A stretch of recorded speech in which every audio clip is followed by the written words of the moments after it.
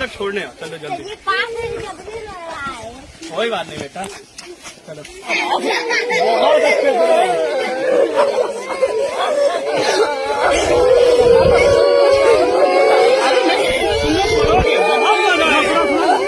रोते यार, क्यों रो रहे? नहीं रोते यार, क्यों रो रहे हो तुम लोग? चीज नहीं हो रही। चलो चलो, मैं लेके आऊंगा, पक्का लेके आऊंगा, पक्का आऊंगा, पक्का कह के जा रहा हूँ, 100% आऊंगा, मैं लेके आऊंगा ना। कंपोजिट विद्यालय रतिगढ़ में मैं 7 सितंबर 2018 में आया था और 12 जुलाई 2022 को मेरा यहाँ पर कार्यकाल पूरा हुआ। अब तबादला हो गया है, नए शहर जाऊंगा। लेकिन शहर में मैंने बहुत कुछ सीखा है। मैं जब यहाँ पर आया था तो बच्चों की संख्या बेहद कम थी, लेकिन हम सारे टीचरों ने एक बेड़ा उठाया कि नहीं, यहाँ पर संख्या बढ़ानी है और उस काम में हम सफल भी हो पाए। पहले जो संख्या कम होती थी, बच्चे स्कूल नहीं आते थे, उस काम को हमने सफलता के रूप में बदला है। हम निकले, हम वहां से सुबह उठते थे, हम पूरा प्लानिंग करते थे कि कल हमें क्या करना है। एक टीम के साथ हम जाते थे और सारे बच्चों को घर से लेकर आते थे। कभी कभी तो ऐसा होता था कि बच्चों को नहलाना धुलाना भी पड़ता था, तैयार करना भी पड़ता था। तैयार करने का मतलब ये है कि उनको कपड़े वपड़े पहना देते थे और हम लोग ब्रश के रूप में दातुन करा देते थे, क्योंकि घर स्कूलों में मिड डे मील मिलता है तो उनको खाने की भी बहुत टेंशन नहीं होती थी। तो स्कूलों से घरों से बच्चों को लेकर आते थे, स्कूल में लाते थे, उसके बाद पढ़ाते थे। असेंबली का टाइम हम लोगों ने बढ़ा दिया था। बेसिकली असेंबली आधे घंटे या पौन घंटे की होती है, लेकिन हमने वहां पर प्राइमरी लेवल, बेसिक लेवल बहुत अच्छा हो, इसलिए वहां पर गिनती, पहाड़ा, शब्द, अर्थ, सामान्य ज्ञान, इन चीजों को मजबूत करने के लिए लगातार ऐसे काम किए और आज वही सफलता है जो बच्चों ने मुझे भेंट की है। जाना एक बहुत बड़ा दायित्व है आपके पास और उस दायित्व को निभाना बहुत बड़ा काम होता है। मैंने शुरुआत से ही कहा कि बच्चों के साथ आपको बच्चा होना पड़ता है।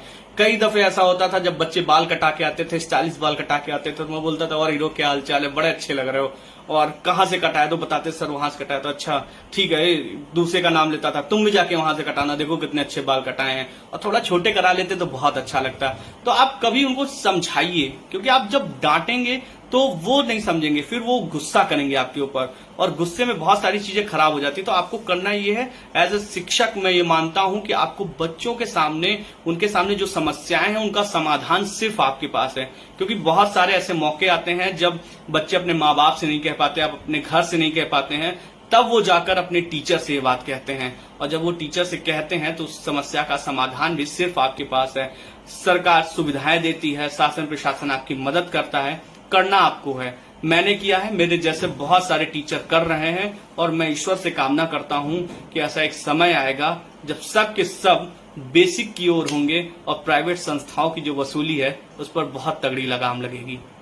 मुझे याद है कि मेरा जन्मदिन था और मेरे जन्मदिन के पहले किसी टीचर ने बताया कि शिवेंद्र सर का जन्मदिन है। तो मैं एक दिन अचानक से जब स्कूल पहुंचा, जन्मदिन के ठीक 1-2 दिन पहले जब मैं पहुंचता हूं तो स्टाफ रूम में जाता हूं, वहां से बच्चे मुझे पकड़ कर ले जाते हैं और कहते हैं कि सर चलिए वहां पर, और गेट के पास ही वो मेरी आंखों में पट्टी बांध देते हैं और अचानक से गेट खुलता है और खूब सारे फूल बरसते हैं। मेरी आंखें बंद हैं, मैं समझ नहीं पा रहा हूं कि ये हो क्या रहा है, और मेज पर एक लड़की अपना दुपट्टा बिछाए रहती है और उस पर केक रखा होता है, और वो भी केक वो बिस्कुट का बना है जो घर में वो 2-2 रुपए 4-4 रुपए पाते हैं, और उसमें से भी कुछ चॉकलेट भी लगी हुई हैं। तो वो पल मेरे लिए इतना यादगार रहा। वो केक मेरी जिंदगी का एक ऐसा केक बन गया जिसे मैं अपनी जिंदगी में कभी नहीं भुला सकता। आप लाखों करोड़ों के केक खा सकते हैं, लेकिन प्यार वाला जो केक है ना, वो कभी नहीं खा सकते। और हाँ, अब मैं जब घर लौट कर आया तो मेरे बैग में कुछ बिस्कुट के पैकेट, कुछ नमकीन के पैकेट, वो भी बहुत छोटे छोटे, मतलब 2 रुपए 5 रुपए आसपास थे, ऐसी ऐसी चीजें मिली। वो पल बेहद भावुक करने वाला था। ये बच्चों से लगाव ही था जो मुझे इतना मानते थे, और उन्होंने मुझे जब वापस किया है तो मैं आज बटोर नहीं पा रहा हूँ।